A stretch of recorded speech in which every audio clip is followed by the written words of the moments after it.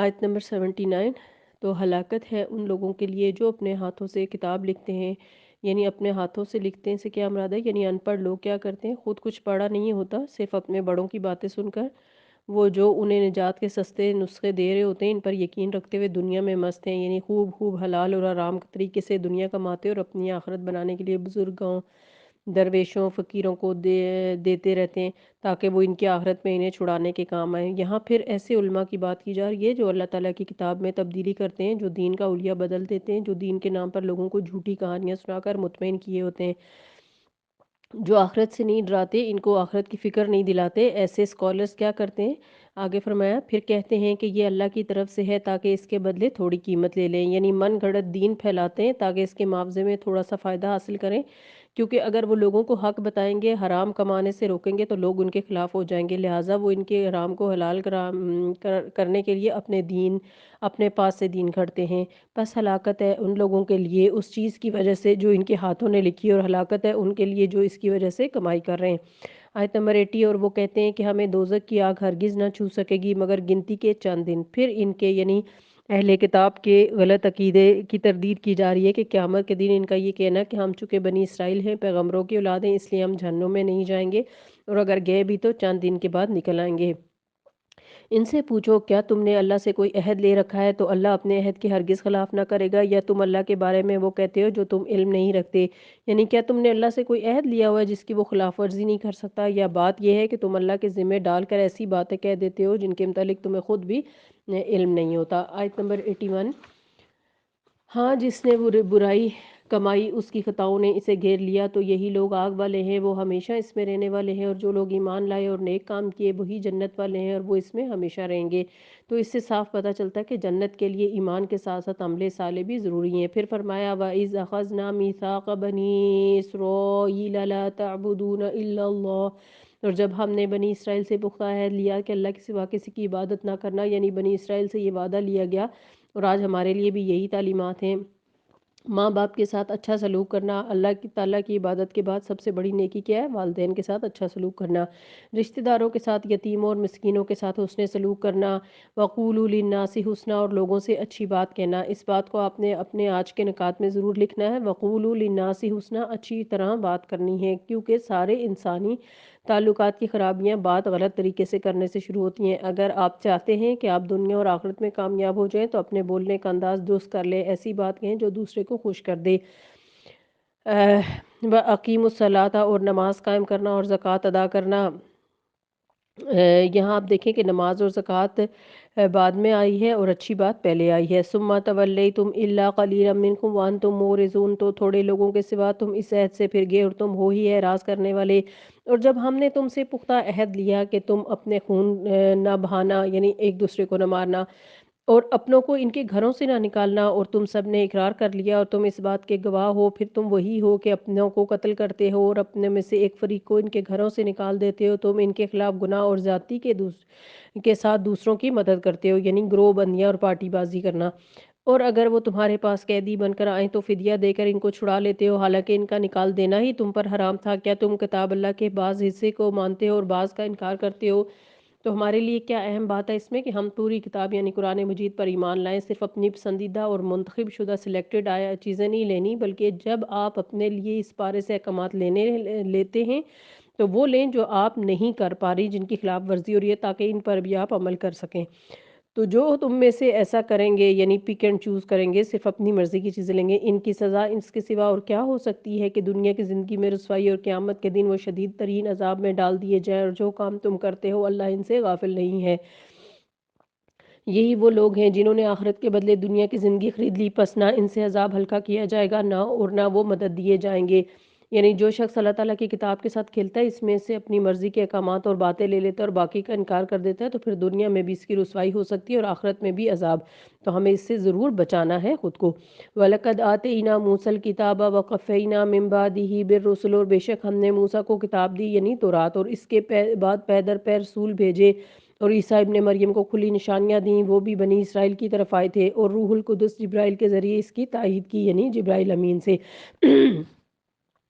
تو کیا بھلا ایسا نہ ہوا کہ جب کبھی تمہارے پاس کوئی رسول ایسی چیز لے کر آیا جسے تمہارے نفس پسند نہ کرتے تھے، یعنی تمہاری مرضی کے خلاف تمہیں تبلیغ کی، تو تم نے تکبر کیا، پھر ایک گروہ انبیاء کو تم نے جھٹلا دیا اور ایک گروہ کو تم نے قتل کر دیا، یعنی ان کی بات سنی نہیں، اور یا تو انہیں جھٹلا دیا یا پھر انہیں جان سے مار دیا۔ یعنی یہ سب بنی اسرائیل کے کرتوت بتائے جا رہے ہیں۔ اور انہوں نے کہا کہ ہمارے دل غلافوں میں ہیں، بلکہ اللہ نے ان کے انکار کی وجہ سے ان پر لعنت کی، پس وہ بہت کم ہی ایمان لاتے ہیں۔ اور جب اللہ کی طرف سے ان کے پاس ایک کتاب آ گئی جو تصدیق کرنے والی ہے اس کی جو ان کے پاس ہے، حالانکہ اس سے پہلے وہ کفر کرنے والوں نے فتح مانگا کرتے تھے، پس جب ان کے پاس وہ چیز آ پہنچی جس کو وہ پہچان گئے تو انہوں نے اس کا انکار کر دیا، پس اللہ کی لعنت ہے انکار کرنے والوں پر۔ کتنی بری چیز ہے وہ جس چیز کے بدلے انہوں نے اپنے نفس بیچ ڈالے، کہ وہ اس چیز کا انکار کرتے ہیں جو اللہ نے نازل فرمائی، محض ضد کی بنا پر کہ اللہ اپنے بندوں میں سے جس پر چاہتا ہے اپنے فضل میں سے نازل فرماتا ہے، تو وہ غضب بالائے غضب کے ساتھ پلٹے، اور کافروں کے لیے رسوا کن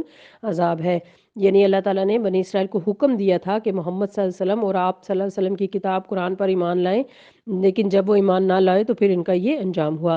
اور جب ان سے کہا جاتا ہے کہ ایمان لاؤ ساتھ اس کے جو اللہ نے نازل کیا، تو انہوں نے کہا کہ ہم اسی کو مانیں گے جو ہم پر نازل کیا گیا، یعنی قرآن کو نہیں مانیں گے، صرف تورات کو مانیں گے، حالانکہ تورات کو بھی وہ نہیں مانتے تھے۔ تو جو اس کے پیچھے آیا اس کا وہ انکار کرتے ہیں، حالانکہ وہ حق ہے اور تصدیق کرنے والی ہے ان کی جو ان کے پاس ہے، یعنی تورات کی۔ کہہ دیجئے اگر تم ماننے والے ہو تو اللہ کے نبیوں کو اس سے پہلے تم نے پھر کیوں قتل کیا؟ یعنی اگر تم کہتے ہو کہ تم صرف اسرائیلی پیغمبروں اور ان کی کتابوں کو مانیں گے تو پھر یہ بتاؤ کہ تم نے انہیں کیوں قتل کیا تھا؟ یہ تو صرف حق کو چھوڑنے کا ایک بہانہ تھا۔ اور بے شک موسیٰ تمہارے پاس کھلی نشانیاں لے کر آئے، پھر تم نے ان کے بعد بچڑے کو معبود بنا لیا اور تم ظلم کرنے والے تھے۔ اور جب ہم نے تم سے پختہ عہد لیا اور کوہ طور کو تمہارے اوپر کھڑا کیا اور حکم دیا کہ جو ہم نے تم کو دیا ہے اسے قوت سے پکڑ لو اور سنو، تو اللہ نے کہا کہ تو انہوں نے کہا کہ ہم نے سن لیا اور ہم نے نافرمانی کی، اور ان کے کفر کی وجہ سے دلوں میں بچڑے کی محبت پلا دیے گئے۔ کہہ دیجئے کتنا برا ہے وہ کام جس کا حکم تمہارا ایمان تمہیں دیتا ہے اگر تم ایمان والے ہو۔ یعنی ایک طرف اپنے آپ کو مومن کہتے ہیں اور دوسری طرف شرک بھی کرتے ہیں اور بچڑے کو خدا کہتے ہیں، حالانکہ مومن تو شرک سے بیزار ہوتا ہے۔ کہہ دیجئے اگر آخرت کا گھر باقی لوگوں کے سوا اللہ کے نزدیک صرف تمہارے لیے مخصوص ہے تو موت کی آرزو کرو اگر تم سچے ہو۔ یعنی ان کے غلط عقیدے کی تردید کی جا رہی ہے، کیونکہ وہ یہ سمجھتے تھے کہ آخرت میں انہیں بہت اعزاز و اکرام ملے گا، کس بنا پر کہ وہ اسرائیلی ہیں۔ اور تو اللہ سبحانہ تعالیٰ نے واضح فرما دیا کہ انہیں اس سے کوئی فرق نہیں پڑتا کہ وہ کس کا بیٹا ہے اور کس کی اولاد ہیں اور کس کی نسل ہے اور کون کس قبیلے سے تعلق رکھتا ہے۔ اصل بات یہ ہے کہ اللہ تعالیٰ نے کامیابی کا جو معیار دیا ہے، جو کرائٹیریا دیا ہے، وہ اس پر جب تک پورے نہیں اترو گے کامیاب نہیں ہو سکتے۔ اگر تم یہ سمجھتے ہو اور تمہارا یہ عقیدہ درست ہے کہ تم آخرت میں کامیاب ہوگے تو پھر موت کی تمنا کرو، دنیا میں کیوں رہ رہے ہو؟ کیونکہ اگلی جو جنت ہے وہ تو دنیا کی زندگی سے بہت اعلیٰ ہے۔ لیکن وہ ہرگز اس کی تمنا نہ کریں گے ان اعمال کی وجہ سے جو ان کے ہاتھ آگے بھیج چکے ہیں، اور اللہ ظالموں کو خوب جانتا ہے۔ اور البتہ تم انہیں ضرور دیکھ کر دیگر لوگوں سے بڑھ کر زیادہ زندگی کا حریص پاؤ گے، یہاں تک کہ مشرکوں سے بھی بڑھ کر۔ یعنی مشرکین بھی زندگی کے اتنے حریص نہیں جتنے یہ اہل کتاب ہیں۔ ان میں سے ہر ایک یہی چاہتا ہے کہ کاش اسے 1000 سال عمر دی جائے، حالانکہ اتنی عمر اس کو دے بھی دی جائے تو اسے عذاب سے تو بچانے والی نہیں، اور اللہ دیکھ رہا ہے جو یہ عمل کرے۔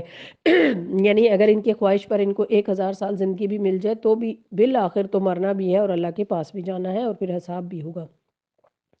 کہہ دیجئے کہ جو شخص جبرائیل کا دشمن ہے، اب یہ جبرائیل علیہ السلام سے دعوت کی بات کی تھی جب نبی صلی اللہ علیہ وسلم اور آپ صلی اللہ علیہ وسلم کی کتاب پر ایمان لانے کو کہا گیا، تو انہوں نے آپ صلی اللہ علیہ وسلم سے پوچھا کہ یہ کتاب آپ صلی اللہ علیہ وسلم کے پاس کیسے آئی؟ تو آپ صلی اللہ علیہ وسلم نے بتایا کہ یہ جبرائیل کے ذریعے آئی ہے۔ تو اس پر یہ بہت ناراض ہوئے اور کہنے لگے ہم تو جبرائیل سے دعوت رکھتے ہیں اور وہ آپ کے پاس کیوں آ گئے ہیں؟ بنی اسماعیل میں کیوں یعنی بنی اسماعیل میں کیوں آ گئے ہیں، بنی اسرائیل میں کیوں نہیں آئے؟ عمل نہ کرنے کے بہانے تھے ان کے۔ اس پر اللہ تعالیٰ فرماتے ہیں جو شخص جبرائیل کا دشمن ہے تو بے شک اس نے اس قرآن کو اللہ کے حکم سے تمہارے دل پر نازل کیا جو اس کی تصدیق کرنے والا ہے جو اس سے پہلے آیا، اور ایمان لانے والوں کے لیے ہدایت اور خوشخبری ہے۔ اگر جبرائیل سے ان کی دعوت کا یہی سبب ہے تو کہہ دیجئے کہ جو شخص اللہ کا اور اس کے فرشتوں کا اور اس کے رسولوں کا اور جبرائیل اور میکائیل کا دشمن ہے تو بے شک اللہ کافروں کا دشمن ہے۔ تو یاد رکھیے جو اللہ کے دوست کا دشمن ہوتا ہے پھر اللہ تعالیٰ اس کا دشمن ہو جاتا ہے اور اللہ تعالیٰ اس سے جنگ کی دعوت دیتا ہے۔ من عادہ لی ولیہ، جس نے میرے دوست سے دشمنی کی، یعنی جو اللہ تعالیٰ کا محبوب ہو وہ اس کا دشمن بن جائے، جو اس کے پیچھے پڑ جائے تو اللہ سبحانہ تعالیٰ خود اس سے نپٹ لے گا۔ آیت نمبر 99۔ اور بے شک ہم نے آپ کی طرف روشن آیات نازل فرمائی اور انہیں انکار کرتے اور نہیں انکار کرتے مگر وہ جو فاسق ہیں۔ تو آیات کو کون نہیں مانتا؟ جو عمل کون نہیں کرتا؟ جو فاسق ہوتا ہے۔ کیا بھلا جب بھی ان لوگوں نے کوئی پختہ عہد کیا تو ایسا نہ ہوا کہ ان میں سے ایک فریق نے اس کو پھینک دیا، یعنی وعدے توڑے۔ فاسق کون ہوتے ہیں؟ جو اللہ سے کیے گئے عہد توڑتے ہیں، بلکہ ان کے اکثر لوگ ایمان ہی نہیں لاتے۔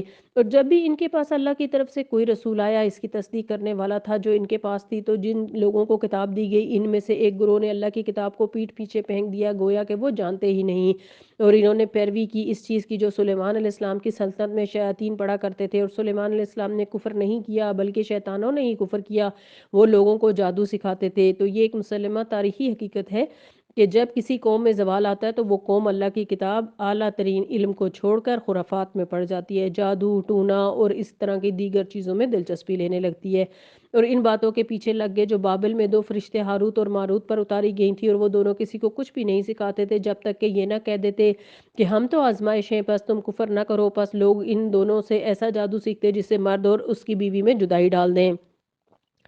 تو یہ جو دنیا کا سب سے بڑا جرم ہے نا، ابلیسی حرکت ہے، جس میں کسی گھر کو توڑا جائے یا کسی بیوی شوہر کے درمیان کوئی ناچاکی پیدا کی جائے، لڑائی جھگڑے پیدا کیے جائیں، ان کے تعلقات آپس میں خراب کیے جائیں، اور وہ اللہ کے حکم کے سوا اس سے کسی کو کچھ بھی نقصان نہیں دے سکتے تھے۔ یہاں یہ واضح طور پہ بتا دیا گیا کہ کوئی بھی شخص کسی کو جادو کے ذریعے نقصان نہیں دے سکتا، کوئی کسی کا بال بھی بیگا نہیں کر سکتا جب تک اللہ نہ چاہے۔ اس لیے دنیا میں شر موجود تو ہے، شیاطین ہیں، جادوگر ہیں، اور بعض اوقات قرآن پڑھے ہوئے لوگ، کتاب اللہ پڑھے ہوئے لوگ ایسی حرکتوں کے ارتکاب کرتے ہیں اور ایسی چیزوں کے پیچھے پڑ جاتے ہیں، اور وہ سمجھتے ہیں کہ اس کے ذریعے سے وہ اپنے مقاصد حاصل کر لیں گے۔ تو انہیں یہ بات اچھی طرح سمجھ لینی چاہیے کہ جادو کے ذریعے نہ کسی کو کوئی فائدہ ہو سکتا ہے، نہ کسی کو کوئی نقصان، الا باذن اللہ۔ اگر اللہ ہی اس بندے کو کوئی نقصان دینا چاہتا ہے آزمائش کے طور پر تو وہ ایک الگ بات ہے، لیکن کوئی انسان کسی انسان کو اپنی مرضی سے نقصان نہیں دے سکتا۔ اور اس بات کا سورہ البقرہ میں ذکر ہو چکا ہے، جس کا پڑھنا ہی جادوگروں کو بھگا دیتا ہے۔ جادوگروں کا کلام اس صورت پر کوئی اثر نہیں کرتا، اور یہ بات آپ اپنے پلے مان لیجئے۔ آج کی سمجھنے والی باتوں میں اہم ترین بات کیا ہے؟ وَمَا هُمْ بِضَارِّينَ بِهِ مِنْ أَحَدٍ إِلَّا بِإِذْنِ اللَّهِ، کہ نفع و نقصان کا مالک صرف اللہ تعالیٰ ہے۔ تو آپ کو اتنی خوبصورت صورت سورہ البقرہ آپ پڑھ رہے ہیں، سن رہے ہیں، سمجھ رہے ہیں، آپ اس کو روزانہ آپ پڑھیے۔ میں نے تو یہ طریقہ اپنا رکھا ہے کہ میں اپنی روزمرہ جو میری تلاوت ہوتی ہے اس کے ساتھ ایک رکوع مست سورہ البقرہ کا تلاوت کرتی ہوں۔ جب سورہ البقرہ کمپلیٹ ہو جاتی ہے تو میں پھر اس کو نئے سرے سے شروع کر دیتی ہوں، اور یہ میرا روز کا اصول ہے کہ سورہ البقرہ صبح کی تلاوت کے بعد ایک رکوع میں ضرور پڑھتی ہوں، رات کو سونے سے پہلے تو سورہ البقرہ کی آخری 2 آیات سب نے پڑھنی ہی ہوتی ہیں ہر رات میں۔ تو اس لیے ڈرنے کی ضرورت نہیں کسی جادو اور کسی جادوگر سے، بلکہ سورہ البقرہ کو اپنا معمول بنا دیجئے۔ پھر اسی طرح آپ دیکھیں کہ اس بات پر بھی یقین آپ کو اتنا نڈر کر دے گا، اتنا بہادر بنا دے گا کہ جو بہادری اللہ تعالیٰ کی کتاب پر عمل کرنے کے لیے ضروری ہے۔ آپ میں سے بہت سے لوگ اللہ تعالیٰ کی بات کیوں نہیں مان پاتے جب وہ معاشرے میں نکلتے ہیں؟ مثلا شادی کا دن ہے، کیوں نہیں اللہ تعالیٰ کے حکم کی پیروی ہو رہی؟ کوئی کیوں اپنی ساری زیب و زینت دکھائی جا رہی ہے؟ کیونکہ لوگوں سے ڈر ہے۔ بہت سے اور معاملات بھی ہیں جہاں پر ہم لوگوں سے ڈرتے ہیں، اللہ تعالیٰ کی نافرمانیاں کرتے ہیں۔ یہ کب ختم ہو سکتی ہے؟ جب ہمارے دل سے یہ ڈر نکل جائے کہ کوئی ہمیں نقصان دے گا۔ تو ہمیں اللہ کا خوف اپنے دل میں رکھنا چاہیے۔ نبی صلی اللہ علیہ وسلم نے ابن عباس رضی اللہ عنہ سے کہا، جان رکھو کہ اگر ساری دنیا مل کر تمہیں نفع پہنچانا چاہے تو وہ تمہیں نفع نہیں پہنچا سکتی سوائے اس کے جو اللہ نے تمہارے لیے لکھ دیا، اور اگر وہ تم سارے مل کر تمہیں نقصان پہنچانا چاہیں تو تمہیں نقصان نہیں دے سکتے سوائے اس کے جو اللہ نے تمہارے لیے لکھ دیا۔ وہ مسند احمد کی روایت ہے۔ تو اس لیے کوئی بھی ہمیں نقصان نہیں دے سکتا، اور کوئی فائدہ اگر اللہ کی طرف سے ہمیں پہنچنے والا ہے تو کوئی اسے روک نہیں سکتا، اور وہ اللہ کے حکم کے سوا اس سے کسی کو کچھ بھی نقصان نہیں دے سکتے، اور وہ ایسی چیز سیکھتے ہیں جو ان کو نقصان ہی پہنچاتی ہے اور کچھ فائدہ نہ دیتی، اور وہ جانتے تھے کہ جس نے ایسی چیز کو خریدا اس کا آخرت میں کچھ حصہ نہیں، اور یقیناً کتنی بری چیز ہے وہ جس کے بدلے انہوں نے اپنی جانوں کو بیچ ڈالا، کاش وہ جانتے۔ یعنی وہ ہاروت اور ماروت سے جانتے بوجھتے جادو سیکھتے تھے، اور جادو سیکھنے والا ایمان سے خارج ہو جاتا ہے، اور اگر وہ ایمان لاتے اور تقوی اختیار کرتے البتہ اللہ کے ہاں سے بہت اچھا ثواب پاتے۔ اے کاش کہ وہ جانتے۔ یا ایھا الذین آمنوا لا تقولوا رعینا وقولوا انظرنا واسمعوا، اے لوگو جو ایمان لائے ہو رعینا نہ کہو، نبی صلی اللہ علیہ وسلم کی مجلس میں ہمتاً گوش اٹینٹیولی بیٹھنے کو کہا جا رہا ہے کہ توجہ سے سنو اور بار بار یہ مت کہو کہ آپ صلی اللہ علیہ وسلم ہماری رعایت کریں، بات کو دہرائیں اور اگر ضرورت پڑے تو اس لفظ کو بدل دو اور انظر نہ کہا کرو اور غور سے سنا کرو، کیونکہ یہود نے اس لفظ کا غلط استعمال کیا اور وہ رائنا کو رائینا کہتے تھے، یعنی ہمارا گڈریا، ہمارا چرواہا، نعوذ باللہ، دبے لفظوں سے نبی صلی اللہ علیہ وسلم کا مذاق اڑاتے۔ اللہ تعالیٰ نے فرمایا اور انکار کرنے والوں کے لیے المناک عذاب ہے، جو شخص اللہ تعالیٰ کے رسول کا مذاق اڑائے وہ عذاب علیم کا مستحق ہے۔ آیت نمبر 105۔ اہل کتاب یا مشرکین میں سے جن لوگوں نے انکار کیا وہ نہیں چاہتے کہ تم پر تمہارے رب کی طرف سے کوئی خیر نازل کی جائے، حالانکہ اللہ جس کو چاہتا ہے اپنی رحمت کے لیے خاص کر لیتا ہے اور اللہ بڑے فضل والا ہے۔ یعنی یہ لوگ تمہارا مذاق کس لیے اڑاتے ہیں اور تمہاری بات کیوں نہیں مانتے، اور یہ تمہیں چیزیں کس لیے یہ تمام چیزیں یہ کس لیے کر رہے ہیں؟ اس لیے کہ وہ تم سے حسد کرتے ہیں جب انہوں نے دیکھا کہ نبی نبوت اب بنی اسرائیل سے نکل کر بنی اسماعیل میں آ گئی ہے، تو انہوں نے اس بات کو قبول نہیں کیا اور بدلہ لینے کے لیے ظاہر میں سامنے تو نہیں آئے لیکن چھپ چھپ کر وار کیے، منافقت کی اور نبی صلی اللہ علیہ وسلم کو طرح طرح سے تکلیف دی، ان سے کیے ہوئے عہد کو توڑا اور ان کا مذاق اڑایا، اسلام کا مذاق اڑایا اور اس کتاب کا مذاق اڑایا، اور یہ طریقے کس مخلص مومن کے نہیں ہو سکتے۔ ایمان تو ہمیں اللہ تعالیٰ اور اس کے رسول صلی اللہ علیہ وسلم کا ادب اور احترام سکھاتا ہے، شاعر اللہ کی تعظیم سکھاتا ہے، ادب ہمارے دین کا حصہ ہے، تو اس لیے صرف علم حاصل کرنے والے نہ بنے بلکہ علم کے ساتھ ادب بھی سیکھیں۔ آیت نمبر 106۔ ہم جس آیت کو منسوخ کر دیتے ہیں یا اسے بھلا دیتے تو اس سے بہتر یا اس کی جیسی اور لے آتے ہیں، یعنی بنی اسرائیل کو جہاں اور بہت سے اعتراضات تھے وہاں ایک اعتراض یہ بھی تھا کہ پہلی کتابوں کے ہوتے ہوئے ایک اور کتاب کیوں آ رہی ہے، یا قرآن کے اندر نسخ کیوں ہوتا ہے، تو اللہ تعالیٰ فرماتے ہیں ہماری اپنی مرضی، ہم اسے بہتر لائیں یا اس جیسی لائیں۔ نسخ یعنی اللہ تعالیٰ ایک حکم دیتے اور پھر اس کو واپس منسوخ کر دیتے اور اس کی جگہ اس سے بہتر حکم حالات کے مطابق لے آتے، اس کی بات ہو رہی ہے۔ کیا تم نہیں جانتے کہ بے شک اللہ ہر چیز پر قادر ہے، یہاں بھی اللہ تعالیٰ کی صفت القدیر بیان ہوئی ہے، اس کو آپ ہائی لائٹ کریں۔ کیا تم نہیں جانتے کہ بے شک اللہ ہی کے لیے ہے آسمانوں اور زمین کی بادشاہت اور تمہارے لیے اللہ کے سوا نہ کوئی دوست ہے اور نہ کوئی مددگار۔ کیا تم یہ چاہتے ہو کہ اپنے رسول صلی اللہ علیہ وسلم سے اس طرح کے سوال کرو جس طرح کے سوال پہلے موسیٰ علیہ السلام سے کیے گئے تھے، اور جو ایمان کو کفر سے بدل ڈالے تو وہ یقیناً سیدھے راستے سے بھٹک گیا۔ اہل کتاب میں سے بہت سے یہ چاہتے ہیں کہ تمہارے ایمان لانے کے بعد وہ پھر تمہیں کافر بنا دے اور اپنے نفسوں کے حسد کی وجہ سے، جبکہ ان پر حق ظاہر ہو چکا کہ تم ہے تو تم معاف کر دو اور درگزر کرو۔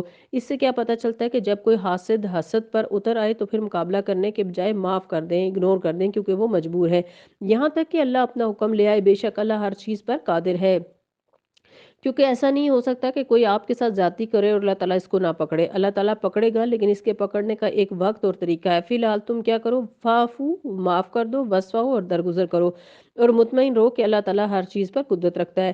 ہم بہت جلد انسانوں سے انتقام اور بدلہ لینے پر کیوں اتر آتے ہیں؟ اس لیے کہ ہم یہ بھول جاتے ہیں کہ اللہ تعالیٰ بدلہ لے سکتا ہے۔ جس کو یہ یاد ہو کہ اللہ تعالیٰ بدلہ لینے کے لیے اسے کافی ہے تو وہ صبر سے کام کرتا رہتا ہے اور باقی معاملہ اللہ تعالیٰ پر چھوڑ دیتا ہے اور اپنے اخلاق کو برا نہیں کرتا، اپنے رویے میں بدتمیزی اور بد اخلاقی نہیں لاتا۔ وَأَقِیمُوا الصَّلَاةَ وَآتُوا الزَّکَاةَ اور نماز قائم کرو اور زکوٰۃ ادا کرو، اور جو خیر بھی تم اپنے نفسوں کے لیے آگے بھیجو گے اس کو اللہ کے ہاں پاؤ گے، بے شک اللہ دیکھ رہا ہے جو بھی تم عمل کرتے ہو۔ اور انہوں نے کہا ہرگز جنت میں داخل نہ ہو سکے گا سوائے اس کے جو یہودی ہو یا نصرانی ہو۔ اب ایک اور بڑی مشکل ان کے ہاں فرقہ واریت تھی، تھے سب بنی اسرائیل لیکن دو بڑے گروہوں میں بٹے ہوئے تھے، کچھ اپنے آپ کو یہودی کہتے اور کچھ عیسیٰ علیہ السلام کے ماننے والے تھے، وہ اپنے آپ کو عیسائی یعنی نصرانی کہتے تھے۔ حالانکہ اللہ تعالیٰ نے ان کا نام کیا رکھا تھا؟ مسلم۔ انہوں نے صرف اپنے نام ہی نہیں بدلے ہوئے تھے بلکہ یہ کہتے تھے کہ حق پر ہم ہی ہیں، یعنی ہر ایک اپنے آپ کو کہتا تھا کہ ہم حق پر ہیں اور باقی سارے باطل میں ہیں، ہم جنت میں جائیں گے باقی سارے جہنم میں۔ یہ ان کی آرزویں ہیں، کہہ دیجئے لاؤ اپنی دلیل اگر تم سچے ہو۔ من اسلم وجهہ للہ وہو مسلم محسن فلہ اجرہ عند ربہ، کیوں نہیں جس نے اللہ کے لیے اپنا چہرہ جھکا دیا وہ محسن بھی ہو تو اس کا اجر اس کے رب کے پاس ہے، اور ایسے لوگوں کو نہ کوئی خوف ہوگا اور نہ وہ غمگین ہوں گے۔ پھر بات کس کی ہے؟ عمل صالح کی، اور احسان کے درجے پر عمل صالح کرنے کو کہا جا رہا ہے۔ آیت نمبر 113۔ وقالت الیہود لیست النصارى علی شیء، اور یہود نے کہا کہ نصارہ کسی چیز پر نہیں، اور نصارہ نے کہا کہ یہود کسی چیز پر نہیں، حالانکہ وہ کتاب پڑھتے ہیں، یعنی دونوں ہی دین والے ہیں لیکن آپس میں لڑتے ہیں، ہمارا بھی ہی نقشہ کھینچا جا رہا ہے۔ آج ہمارے ہاں بھی تو یہی ہو رہا ہے نا، دین والے ہی ایک دوسرے کو برا کہہ رہے ہیں۔ انہی کی طرح کی باتیں ان لوگوں نے بھی کہی جو علم نہیں رکھتے تھے، پس قیامت کے دن اللہ ان کے درمیان اس معاملے میں فیصلہ کر دے گا جس میں وہ اختلاف کرتے ہیں۔ اور اس سے بڑھ کر ظالم کون ہوگا جو اللہ کی مسجدوں میں اللہ کے نام کا ذکر کیے جانے سے روکے اور اس کی ویرانی کی ہی تگ و دو کرتا رہے۔ مسجدوں کی بربادی اور خرابی اور مسجدوں میں جھگڑے اور فساد یہ انتہا درجے کا جرم ہے۔ یہی وہ لوگ ہیں کہ ان کو زیب نہیں دیتا کہ وہ ان میں داخل ہوتے مگر ڈرتے ہوئے، ان کے لیے دنیا میں رسوائی ہے اور آخرت میں ان کے لیے بڑا عذاب ہے۔ آیت نمبر 115 وَلِلَّهِ الْمَشْرِقُ وَالْمَغْرِبُ، پھر ایک اور طرح سے فرقہ واریت کا خاتمہ کیا جا رہا ہے۔ اللہ ہی کے لیے ہے مشرق اور مغرب، تو جس طرف بھی تم رخ کرو گے فَثَمَّ وَجْهُ اللَّهِ، پس ادھر اللہ کا چہرہ ہے۔ بے شک اللہ وسعت والا اور بہت علم والا ہے، اور اللہ سب کچھ جاننے والا ہے۔ تو آپ مشرق مغرب شمال جنوب ہر طرف اللہ تعالیٰ ہے، لیکن ہم نے خانہ کعبہ کی طرف مڑ کے نماز پڑھنے کو اس لیے کہا گیا تاکہ ہماری عبادت کے اندر یکجہتی یکسوئی ہو، ورنہ اللہ تعالیٰ ہر جگہ موجود ہیں۔ وَقَالُوا اتَّخَذَ اللَّهُ وَلَدًا، یہاں اب ایک اور خیال کی تردید ہے کہ ایک اور عقیدے کی تردید۔ انہوں نے کہا کہ اللہ نے بیٹا بنایا، پاک ہے وہ، بلکہ اسی کے لیے ہے جو آسمان اور زمین میں ہے، سب اسی کی فرما برداری کرنے والے ہیں۔ اللہ کو بیٹوں کی کیا ضرورت ہے، ہر چیز اسی کی ہے، پھر بیٹا کس لیے اللہ کو چاہیے؟ سب اسی کی فرما برداری کرنے والے ہیں، یعنی اس کی بات مانتے ہیں۔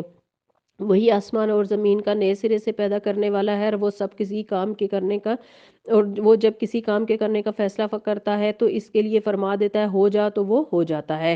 تو بیٹا اس کو چاہیے ہوتا ہے جو خود کمزور ہوتا ہے، وہ ذات جو سارے خزانوں کا مالک ہے، اسے کسی کی ضرورت نہیں۔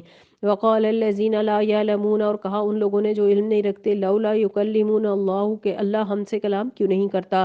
انتہا درجے کے ناسمجھ جو اپنے آپ کو اس قدر بڑی چیز سمجھتے ہیں کہ اللہ تعالیٰ ان سے بات کرے، یعنی اللہ کی عظمت کو پہچانا ہی نہیں، اس کی وقت کو نہیں جانا، اس کے مقام کو جانا ہی نہیں کہ ہر ایک سے اللہ بات نہیں کرتا۔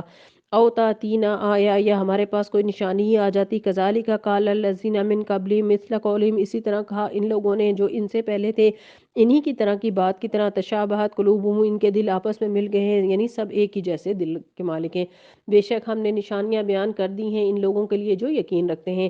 بے شک ہم نے آپ کو حق کے ساتھ خوشخبری دینے والا اور خبردار کرنے والا بنا کر بھیجا، اور دوزخ والوں کے بارے میں آپ نہ پوچھے جائیں گے۔ یہ ولن ترضا عنکل یہود ولا نصارا، اور یہودی اور نصارہ آپ سے ہرگز راضی نہ ہوں گے۔ نبی صلی اللہ علیہ وسلم کو آگاہ کیا جا رہا ہے کہ یہ لوگ جو فرقہ واریت کی باتیں کرتے ہیں، اپنے یہودی اور عیسائی ہونے پر فخر کرتے ہیں، یہ تمہارے دین، تمہارے عقیدے، تمہارے نظریے، تمہارے طریقے اور تمہارے پیغمبر ہونے سے اور تمہاری کتاب سے ہرگز راضی نہ ہوں گے۔ حتیٰ تتبعوا ملتہم، یہاں تک کہ آپ ان کی ملت کی پیروی کریں۔ یہ تو نبی صلی اللہ علیہ وسلم کو بتا دیا گیا کہ یہ کہ تم خود خوش ہو ہی نہیں سکتے، یعنی یہ جو یہود و نصارہ ہیں یہ آپ صلی اللہ علیہ وسلم سے خوش نہیں ہو سکتے۔ ہاں صرف ایک صورت میں خوش ہوں گے، جب تم اپنا دین چھوڑ دو، تو کیا آپ اس پر راضی ہیں کہ دین چھوڑ کر دنیا کے لوگوں کو راضی کریں؟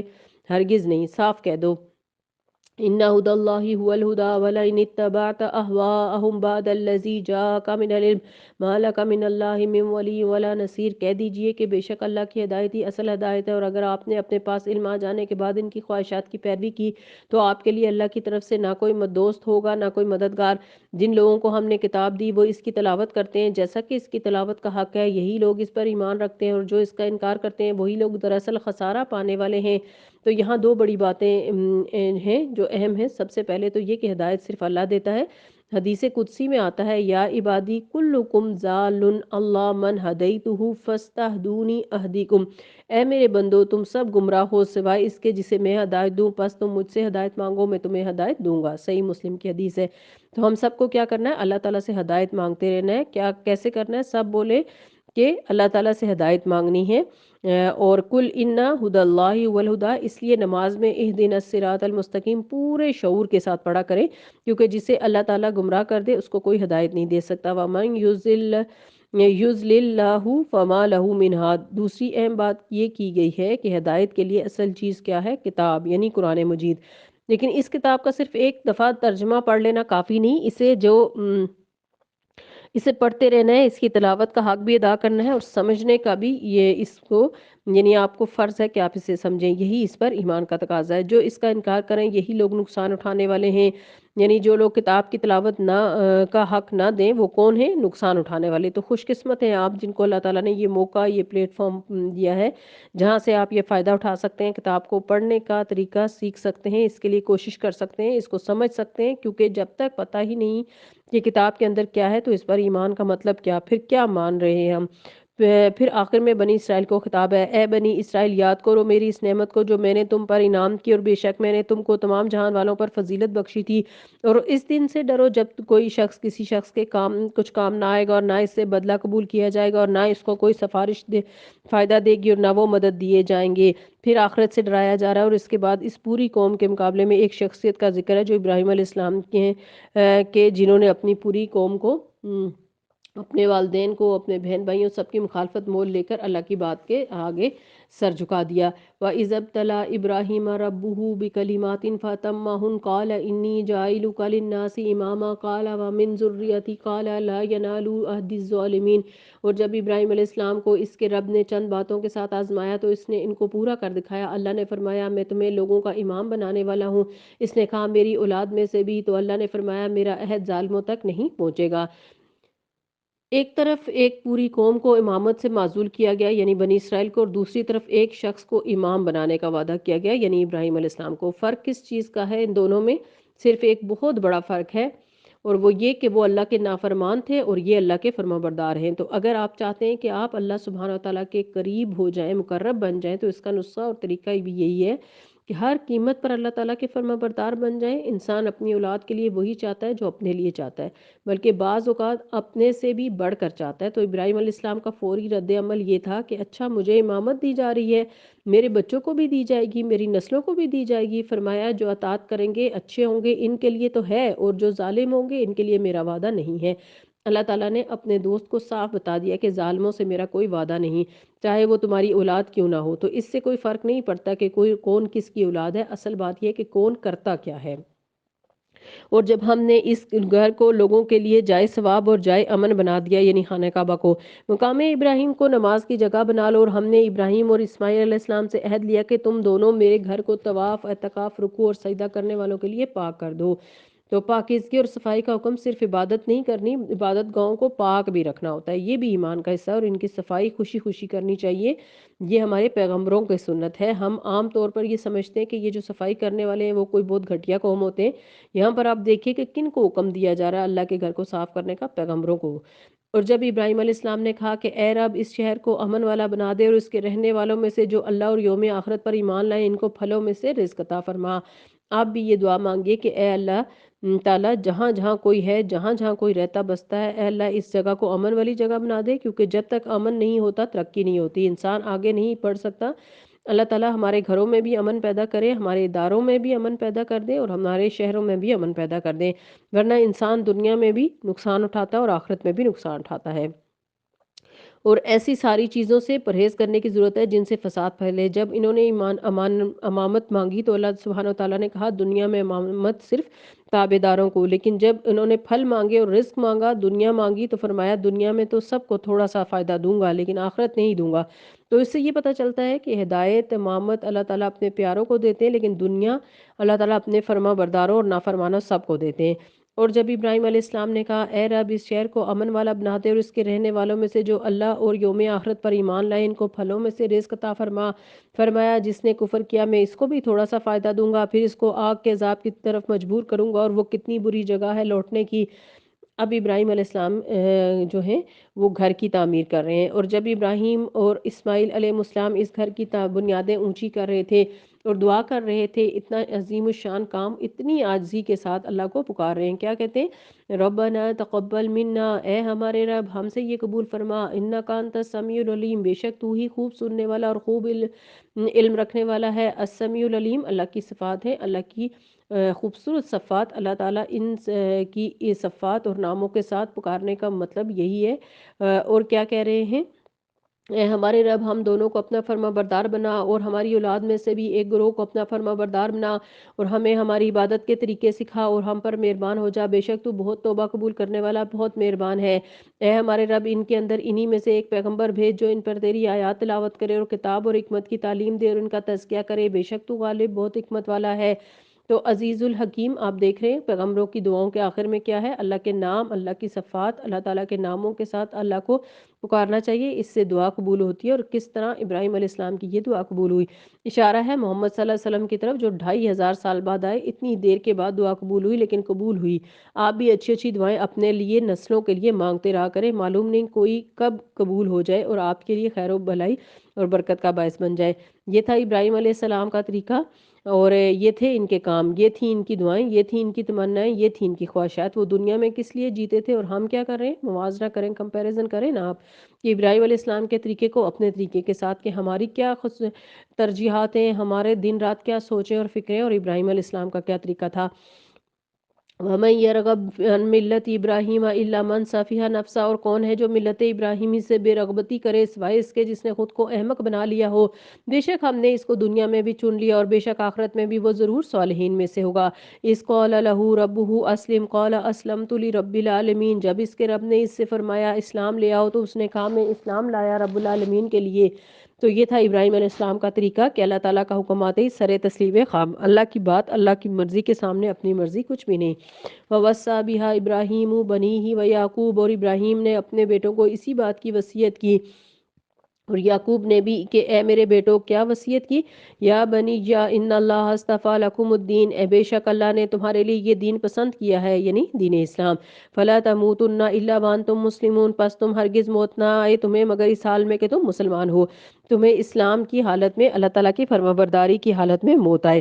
ام کنتم شہداء، کیا بلا تم اس وقت موجود تھے، اذ حضر یعقوب الموت، یاد کرو اس وقت بھی جب جس وقت یعقوب کے پاس موت حاضر ہوئی، یعنی ان کی موت کا وقت آ گیا۔ اس آخری وقت میں بھی انہوں نے اپنے بچوں کو کیا نصیحتیں کی، کس بات کی انہیں ساری زندگی فکر رہی تھی، کس بات کی مرتے وقت بھی فکر تھی؟ اذ قال لبنیہ، جب انہوں نے اپنے بیٹوں سے پوچھا ما تعبدون من بعدی، کہ میرے بعد تم کس کی عبادت کرو گے، یعنی یہ فکر تھی ان کو، یہ نہیں کہا کہ میرے بعد اس گھر کا کیا ہوگا، میرے بعد اس پلاٹ کا کیا ہوگا، اس زمین کا کیا ہوگا، اس کاروبار کا کیا ہوگا، بلکہ فکر کیا تھی کہ میرے بعد تم کس کی عبادت کرو گے۔ قالوا نعبد الہک و الہ آبائک، تو انہوں نے کہا، یعنی ان کے بچوں نے کہا آپ کے الہ اور آپ علیہ السلام کے باپ دادا یعنی ابراہیم، اسماعیل، اسحاق اور کی الہ کی عبادت کریں گے، الہ واحدہ، جو ایک الہ ہے۔ یہ سب توحید کا درس دیتے تھے نا، اور توحید پر ہی ان کا اختتام ہوا، اور توحید ہی ان کا دنیا میں آخری پیغام تھا جو وہ چھوڑ گئے۔ وَنَحْنُ لَهُ مُسْلِمُونَ، اور ہم اسی کے فرما بردار ہیں۔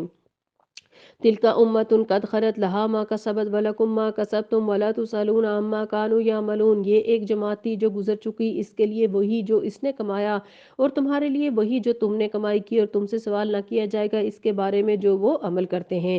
تو ان کے عمل کے لیے تمہارے اور ان کے عمل کے لیے تمہارے عمل تمہارے لیے، تو ہم میں سے ہر ایک کسی کو کسی کے عمل کی فکر نہیں کرنی، اپنے عمل کی فکر کرنی ہے۔ تو انہوں نے کہا یہودی ہو جاؤ یا نصرانی ہو جاؤ تو ہدایت پا جاؤ گے، کہہ دیجئے نہیں، بلکہ ابراہیم علیہ السلام کا طریقہ جو یکسود ہے اور مشرکوں میں سے نہ تھے، کیونکہ یہود و نصارہ کے اندر تو شرک آ گیا تھا۔ قولو، تم سب کہو، ہم سب کو بھی کہنا چاہیے، یہ آیت میرے ساتھ مل کر آپ سب بھی پڑھیں۔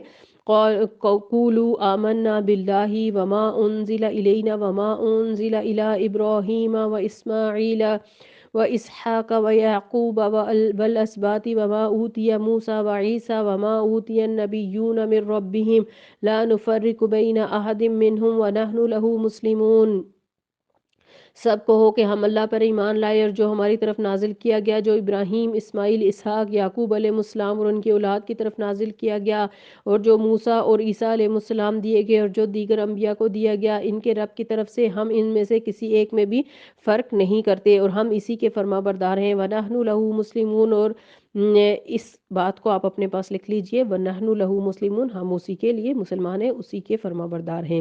فَإِنْ آمَنُوا بِمِثْلِ مَا آمَنْتُمْ بِهِ فَقَدِ اهْتَدَوْا، تو اگر یہ لوگ بھی اس طرح ایمان لے آئیں جس طرح تم ایمان لے آئے ہو تو تحقیق ہدایت پا جائیں گے۔ یعنی صحابہ کرام رضی اللہ عنہم کی طرح کسی کا بھی ایمان قابل قبول نہیں جب تک کہ وہ اس طریقے کا نہ ہو جو صحابہ کرام رضوان اللہ تعالی اجمعین کا طریقہ تھا۔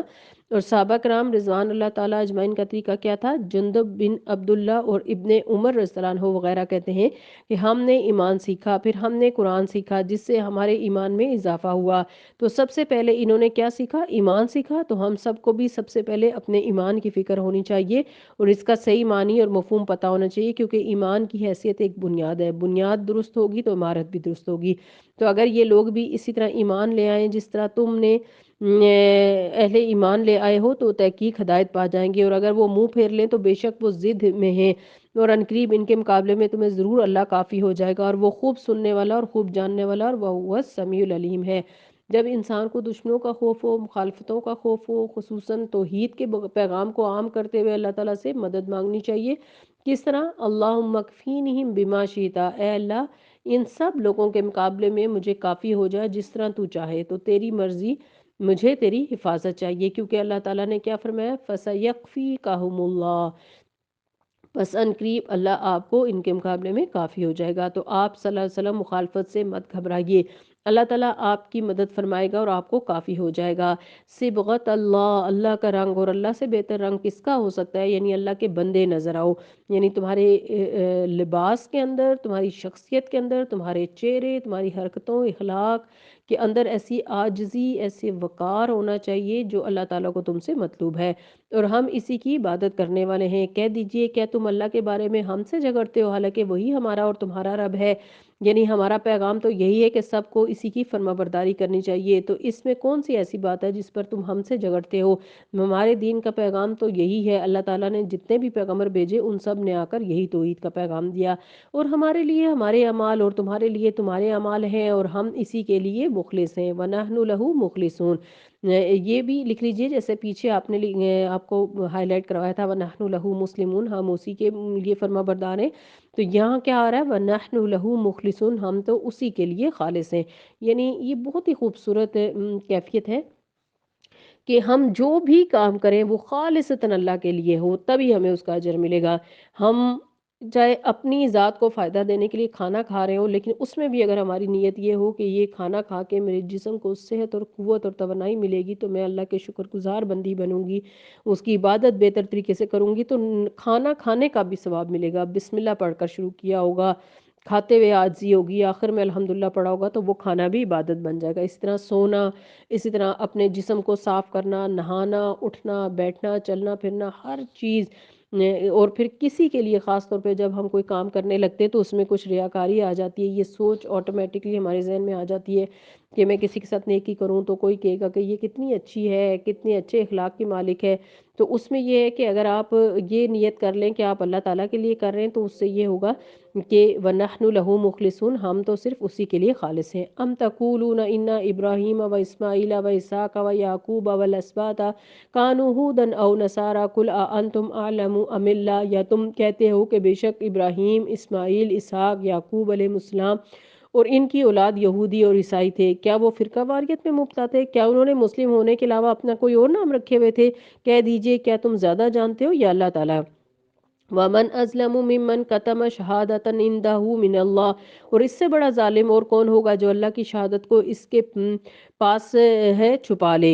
یعنی پچھلی امتوں کو تو اس بات کا حکم دیا گیا تھا کہ وہ پیغمبر کا ساتھ دیں، یعنی محمد صلی اللہ علیہ وسلم کا، اور وہ آپ کی تصدیق کریں گے، آپ کی تائید کریں گے، آپ کی گواہ بنیں گی، لیکن انہوں نے الٹا آپ صلی اللہ علیہ وسلم کی مخالفت شروع کر دی۔ وَمَا اللَّهُ بِغَافِلٍ عَمَّا تَعْمَلُونَ، اور جو کچھ تم کر رہے ہو اللہ اس سے غافل نہیں ہے۔ تِلْکَ أُمَّةٌ قَدْ خَلَتْ لَهَا مَا كَسَبَتْ وَلَكُمْ مَا كَسَبْتُمْ وَلَا تُسْأَلُونَ عَمَّا كَانُوا يَعْمَلُونَ، یہ ایک جماعت تھی جو گزر گئی، ان کے لیے ہے جو اس نے کمایا کیا، اور تمہارے لیے وہ ہے جو تم نے کیا، اور جو عمل وہ کرتے تھے اس کے بارے میں تم نہ پوچھے جاؤ گے۔ تو ہم سے کس کے بارے میں سوال ہوگا؟ ہمارے اپنے اعمال کے بارے میں ہوگا۔ تو اصل اہمیت پھر کس چیز کی ہے؟ عمل صالح کی۔ توحید کے بعد، ایمان کے بعد نیک عمل کرنا ہم سب کی ذمہ داری ہے۔ اللہ تعالیٰ ہمیں اس کی توفیق عطا فرمائے۔ دل کا جائزہ لے لیجئے، وَقَلْبُ مُتَوَجِّهٌ إِلَى اللَّهِ، کیا میرا دل اللہ کی طرف متوجہ ہے؟ کیا یہ پارہ سنتے وقت، پڑھتے وقت میرا دل اس طرح سے اللہ کی طرف راغب تھا کہ اللہ میں آپ کے لیے اس پارے کو پڑھ رہی ہوں اور اس میں جو جو حکم آپ نے مجھے دیے ہیں میں اس پر انشاءاللہ عمل کروں گی۔ اللہ تعالیٰ ہمیں مخلصین میں شامل فرمائے، مسلمین میں شامل فرمائے۔ اللہ تعالیٰ اس کتاب کو ہمارے دلوں کی رونق بنا دے، ہمارے سینے کا نور بنا دے اور ہمارے اندر اتار دے، تاکہ ہم چلتا پھرتا قرآن بن جائیں، قرآن ہمارے عمل میں ڈل جائے، آمین۔ وآخر دعوانا ان الحمد للہ رب العالمین۔ سبحانک اللہم وبحمدک اشہد ان لا الہ الا انت استغفرک واتوب الیک۔ السلام علیکم ورحمۃ اللہ وبرکاتہ۔